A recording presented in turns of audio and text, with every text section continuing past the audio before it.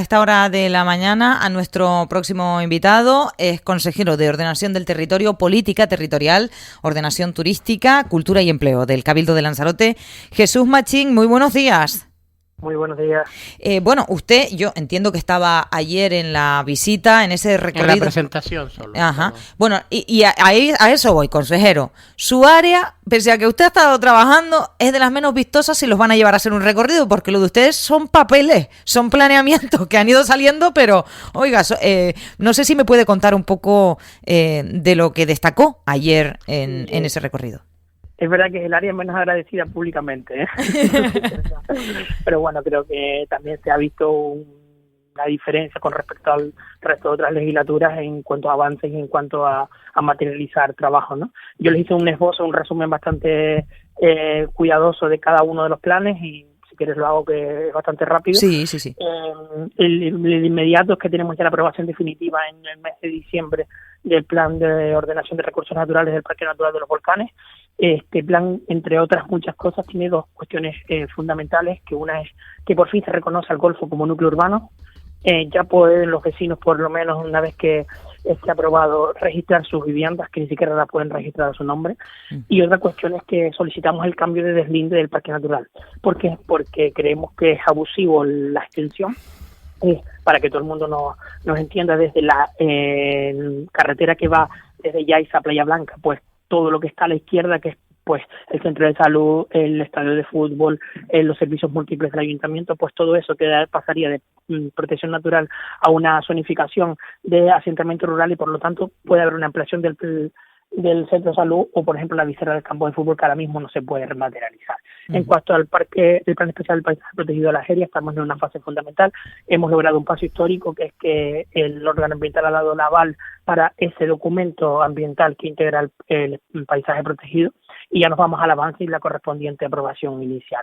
En el Plan Insular acabamos de recibir hace una semana ya el documento ambiental, va al órgano ambiental y después también esperemos que sea antes de que termine el año y ya iremos al avance y aprobación inicial.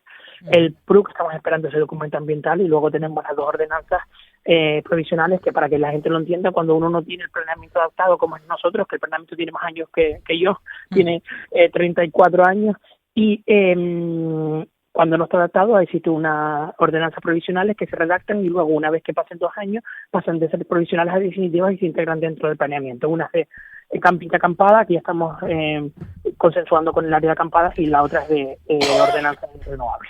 A ver, Valentín, que quiere hacer una pregunta. Sí, buenos días, consejero. Ayer dijo algo que, bueno, que yo creo que yo al menos desconocía, creo que es algo novedoso y quiero confirmarlo en relación con las zonas de aceleración de renovables, porque dijo usted que los informes que pueden emitir los ayuntamientos van a ser informes vinculantes. Eso por un lado, consejero, si eso es así. Y segundo, que solo se pondrán molinos una vez que se haya colmatado todo lo que tiene que ver con las cubiertas en Lanzarote. Sí, eso lo dice la ley del sector eléctrico, no lo digo yo. La ley del sector eléctrico dice que hay que priorizar para evitar el impacto paisajístico y visual en Lanzarote, en lugar de ir directamente al suelo. Una vez que haya colmatado todas las cubiertas o un gran porcentaje de cubiertas, pues podemos ir al suelo. No es que lo digamos nosotros, eso está introducido como condición en las zonas de aceleración de renovables. Por lo tanto, no es que sea un capricho nuestro, sino que es una transposición de la ley a esas zonas de aceleración de renovables. Y luego, por otro lado, lo que les comentaba ayer, ¿no? Me gusta resaltarlo y gracias por la pregunta, Valentín. Solo se va a consumir en caso que vayamos al suelo un 0,25 del porcentaje de la extensión de territorio. Y sí, yo quiero y creo que es fundamental que los informes de los ayuntamientos sean vinculantes, porque ahí podrán decir si sí o no, y sobre todo podrán determinar qué zonas tienen de sus municipios más proclives a esto. Hay que recordar que solamente se van a poder elegir zonas que no tengan ningún tipo de protección, es decir, suelo rústico que no tenga ningún tipo de protección. No puede haber una zona de aceleración de renovables que tenga protección agraria, que tenga protección cultural o patrimonial, o en este caso zonas de asentamiento rural. Solamente pueden ser suelos rústicos residuales que no tengan ningún tipo de protección.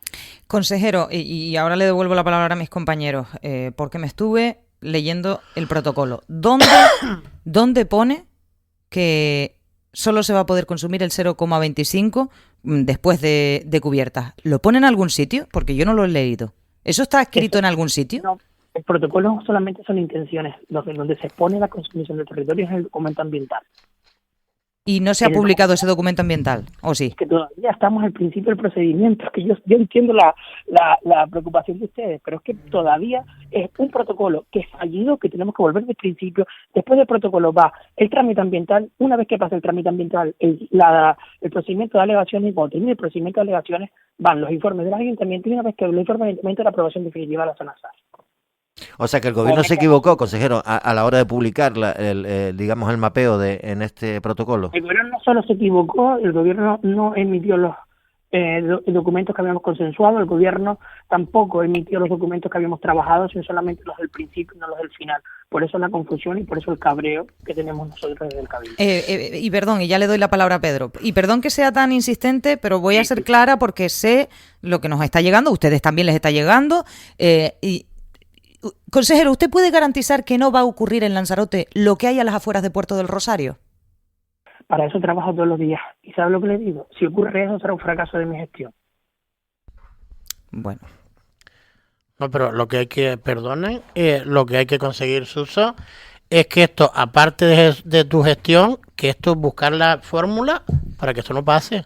Bueno, yo creo que no va a pasar, aquí no se tiene por eso, que no creo que haya que catalogar tu gestión como fracaso porque eso pase, porque yo creo que lo que hay que es intentar evitar cosas malas y punto. Ya claro, está. Pero por eso estoy haciendo yo la pregunta de dónde va escrito que es el 0,23 o el 0,29 o el 0,25, ya me lo ha explicado el consejero. Yo es que lo aclaro, consejero, porque es verdad que son las dudas que nos plantean. Dice, ¿quién dice eso? Lo entiendo. Mira, lo dijo el consejero del Gobierno Canario en comisión. Que yo creo que con Pedro es con el más que ha hablado de Lanzarote y de la zona SAR. Pedro me lo ha preguntado en numerosas ocasiones. Se pone una disposición de terreno, solo se va a ocupar el 0,25. Y lo que les digo, la protección y el planeamiento significa protección. Llevamos 34 años sin ningún tipo de protección. O sea, no le tengamos miedo al planeamiento. Lo que va a conllevar es protección del territorio, conservación de paisajes y evitar destrozos en nuestra isla. Sin planeamiento estamos desprotegidos. Llevamos 34 años desprotegidos. ¿Por qué le estamos teniendo miedo cuando vamos a entrar en un sistema de protección sin precedentes en la isla de Lanzarote? Esa es la reflexión que deberíamos ir, ¿no? Hombre, yo le tengo miedo porque yo soy de Fuerteventura y veo lo que pasó afuera de Puerto Rosario y no me gusta. Lo de Puerto Rosario parece un monstruo que se va a comer Puerto Rosario.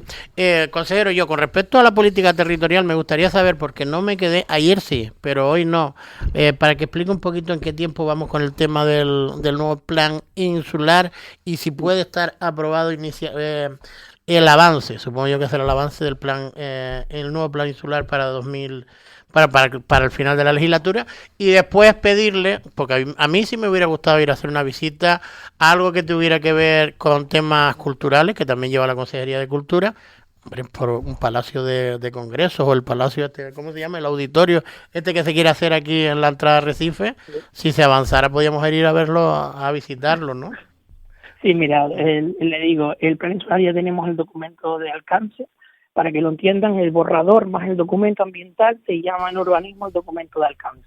Cuando tenemos el documento de alcance es que conlleva toda la problemática ambiental que conlleva la tramitación de un plan insular. Ya está viendo el órgano ambiental, se está reuniendo una vez a la semana. Yo tengo esperanza, si no es al final de año, pues el principio, ya lo tengamos aprobado, ya me entregarían el avance sobre marzo, y iríamos a exposición pública y luego a aprobación inicial. O sea, la aprobación inicial está muy cerca del plan insular.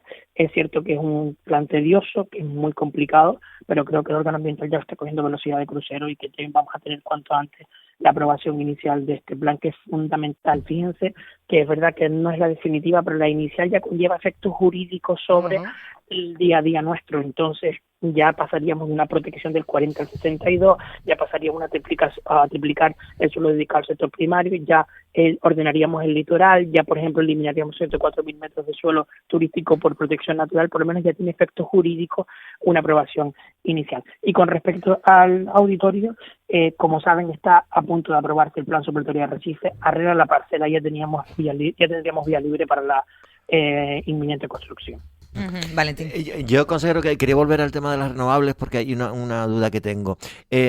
Ahí hay ayuntamientos y alcaldes que ya han dicho, es que nosotros nos han reunido para establecer la zona SAR de aceleración de renovables, etcétera, etcétera. Lo ha dicho El alcalde de San Bartolomé lo ha dicho. Y el de San Bartolomé, por ejemplo, creo que esos dos por lo menos lo han dicho. Pero claro, la cosa cambia mucho si se les dice que efectivamente los informes que ellos puedan emitir en el proceso de aprobación, no del protocolo, sino ya de la zonificación y del mapeo, sus informes son vinculantes, es decir, que si en su municipio hay establecido determinadas, cubiertas o lo que sea en la planificación de las renovables y ellos no están de acuerdo, tendrían la capacidad de veto. ¿Esto va a ser así? Exactamente. Hombre, yo creo que estamos entendiendo mal lo que es vinculante. Vinculante es que a mí tiene efectos jurídicos sobre mí, pero tiene que estar adecuado a la norma. Y las zonas de aceleración de renovables están adecuadas a la norma, suelo sin ningún tipo de protección. Si ellos me dan una variante de este suelo por otro que no tenga protección, yo no tengo ningún tipo de problema. Pero lo que no puedes hacer es quitármela y no darme una alternativa, es a lo que me refiero. La norma lo dice claro, la zona de aceleración de renovables tiene que estar en suelos que no tengan ningún tipo de protección. Suelos rústicos, yo no tengo ningún tipo de acción sobre suelos urbanos. Por lo tanto, es verdad que tiene que haber un porcentaje, ese porcentaje tiene que colmarse en cada municipio, pero lo que yo les digo es que el vinculante sí, vale, tú me das otra alternativa y yo no tengo ningún tipo de problema. El ayuntamiento sabrá más que yo que suelo quiere redefinir, pero la cuestión es que el vinculante no puede ser yo no quiero nada y ya está, ¿vale? Ya, perfecto, entendido. Es que, claro, que se me entienda, no pretendo ser beligerante ni muchísimo menos, consejero, simplemente que a mí me funden el teléfono a preguntas y yo lo comprendo y pregunto. Y eso no quita que yo vea que se está trabajando un montón desde las consejerías que dirige. No solo dirige estas, y yo le tengo que preguntar por otra crítica que le han hecho recientemente desde el Partido Socialista, porque es usted consejero de Cultura también. Y justamente el Partido Socialista, bueno, no denunciaba que usted, el Partido Socialista lo enfoca todo a Osvaldo Betancor, es como si Osvaldo Betancor fuera muy presente. lleva como si llevara todas las consejerías, pero bueno, el caso es que el Partido Socialista denunciaba que, bueno, voy a decir, el gobierno de Osvaldo Betancor condena, leo literalmente, condena a la cultura en Lanzarote a un año en blanco, ni una sola subvención en 2025. Esto es así, consejero, ¿usted qué tiene que decir a esto? Bueno, cuando yo llegué a la consejería, se estaba aplicando una circunstancia que debe ser excepcional como norma. Es decir, tras un informe de la audiencia de cuentas y tras un informe de fiscalización, en este caso de la interventora, nos decía que no se puede estar usando la nominación de subvenciones como norma general, sino solamente como algo excepcional. Cuando yo llegué, habían 20 subvenciones nominadas. Esos 20 proyectos no se han parado, ni mucho menos. Hemos tenido que darle otra forma jurídica contractual para poder llevarlos a cabo. Eso es lo que les digo, compañeros, si yo hubiese quitado todo ese tipo de financiación, estaría el tejido cultural envuelto loco y con las manos hacia arriba. Y no es así. ¿Por qué? Porque se le ha dado otra cobertura jurídica contractual auspiciados por intervención. Ellos hicieron unas bases que estaban mal. Esas bases no las pudimos usar y lo que hemos hecho es de otra forma contractual. Los ayuntamientos sí que han tenido subvenciones, pero nos impidieron poder nominar ningún tipo de subvención. Por eso hemos tenido que usar todos esos proyectos de otra forma jurídica contractual. Hombre, yo por lo menos por mi parte, por último, me sorprendió que esta semana, por ejemplo, se anunciaba, se anunciaba o nos llegó algo para publicitar el tema de la Navidad isleña, cuando es verdad que el Partido Socialista también había denunciado que este año tampoco había Navidad isleña. Sí, hemos cambiado solamente una cosa de Navidad isleña. Y mira, lo digo y no tengo ningún problema en decirlo, es una solicitud que me hicieron 4 ayuntamientos, pero el primero fue exclusivamente el alcalde de San Bartolomé. ¿Por qué? Porque me decía que eran muchos grupos para poder darle cabida en Navidad. ¿Qué pasa? Que siempre ponían 5 juntos sin los elementos fundamentales para poder desarrollarse y, ojo, a los grupos hay que darle dignidad. La propuesta que me hizo San Bartolomé es ¿por qué no dejamos los ranchos y las corales para Navidad y el resto de los grupos durante todo el año que lo podamos usar en los ayuntamientos? Y eso es lo que hemos hecho. El resto del tejido cultural va a actuar durante todo el año con una actuación pagada por el Cabildo y en Navidad los ranchos y las corales. ¿Por qué? Porque necesitamos darle legitimidad. ¿Y qué es que me decía, por ejemplo, el alcalde de San Bartolomé? Es que a veces tengo que meter a 5 juntos porque no puedo darle cabida durante toda la Navidad, porque es muy corto el periodo de tiempo. Lo que hemos hecho es dejar a ranchos y corales en Navidad y el resto durante todo el año.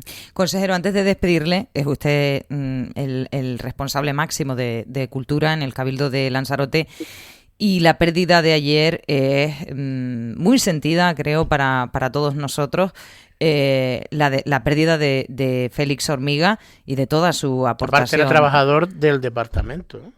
Ah, sí. Bueno, incluso bueno, Pedro, que es el más que me conoce ahí, ¿sabes? Mi vinculación con Félix Hormiga, mi vinculación casi ideológica y política, ¿no? Es una persona que me cuidó mucho a mí cuando era un chiquillo en la formación, me dio muchísimos consejos, incluso me animaba a mi rebeldía infinita, a que la llevara al extremo y sobre todo me encauzó en muchas cosas que yo tenía que confrontar y que yo tenía que integrar dentro de mi personalidad, ¿no? Pero culturalmente fue una persona que se empeñó en reconocer la identidad, la canalidad y sobre todo las diferenciaciones que tenemos como pueblo. Creo que el legado que deja es impoluto y un legado que debemos cuidar los que estamos al frente de las instituciones, pero también la sociedad. Es una persona que le gustaba muy poco el reconocimiento, muy poco. Recuerdo hace un tiempo que me decía un compañero, tenemos que hacerle algo, y era muy poco proclive a los reconocimientos públicos, pero quizás esa sea más su grandeza hoy en día. De verdad que una lástima, un profundo dolor y mi máximo reconocimiento. Bueno, pues con ese mensaje nos quedamos, es verdad. La humildad era una de sus señas de identidad. Jesús Machín, consejero, muchísimas gracias por estar con nosotros. Saludos. Buen día. Buenos días, Sus.